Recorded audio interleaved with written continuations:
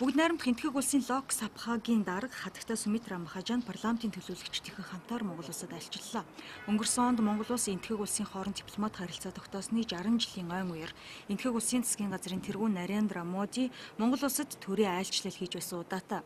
Айлчлалын үр дүнд хоёр орны найрсаг харилцаа, соёл боловсрол зэрэг уламжлалт салбараас гадна мэдээллийн технологи сэргээгдэх эрчим хүч, аж үйлдвэр, хөдөө аж ахуйн салбарын хамтын ажиллагааг шин түвшинд гаргах бололцоо нээгдсэн.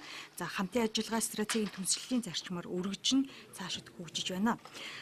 Монгол улс энэтхэг улстай харилцаа ашигт хоёр талын ашиг сонирхолд нийцсэн доктортой худалдаа эдийн засгийн хамтын ажиллагааг хөгжүүлэхийг энэ хугацаанд ирмэлзэж ирлээ. Хатагтай Сумитра Махажаны Монголд ирж байгаа энэхүү албан ёсны айлчлалын гол зорилгын хүрээнд хамтын ажиллагаагаа хөгжүүлэх явдал юм. Айлчлалын хүрээнд төрийн өндөр албан тушаалтнуудтай хийсэн уулзалтуудаар талууд хоёр талын ашиг сонирхолд нийцсэн тодорхой саналуудаа солилцлоо.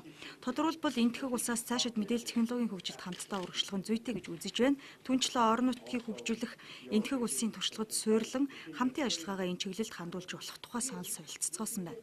Түүний айлчлалын бас нэг зорилго бол ардчлалын урт хугацаанд хуримтлуулсан туршлагаа Монгол улстай хуваалцах хүсэл эрмэлзэл өгөөд энэ үйл явцыг хурцсгах зорилготой харилцаа ойлголцлын санамж бичигт гар үсэг зурсан явдал байлаа. Харилцаа ойлголцлын санамж бичиг нь хоёр орны хамтын ажиллагааны эрх зүйн үндсийг бэхжүүлж хамтын ажиллагааг өргөжүүлэн хөгжүүлэх таатай нөхцөлийг бүрдүүлэх явдал юм а. Мөн олон улсын болон бүс нутгийн хэмжээнд хамтын ажиллагааны улам урагшлуулан цаашид эрчтэй өргөжүүлэх тухай ойлголт юм. Дашранд мэдээлэхэд энэтхэг улсын засгийн газрын тэргүүн Нарендра Моди Монгол улсад айлчилж байх үеэрээ 1 тэрбум $1 зээлийн эрх үүсгэсэн. Энэ сарын сүүлчээр гадаад иргэн сайд бүрөвсрөн энэтхэг улсад айлчилж зээлийн ерөнхий хэлэлцээрт гарын үсэг зурхын зээлийн хөрөнгө оруулалтыг дэд бүтцийн салбарт түлхүү оруулахаар төлөвлөд байна.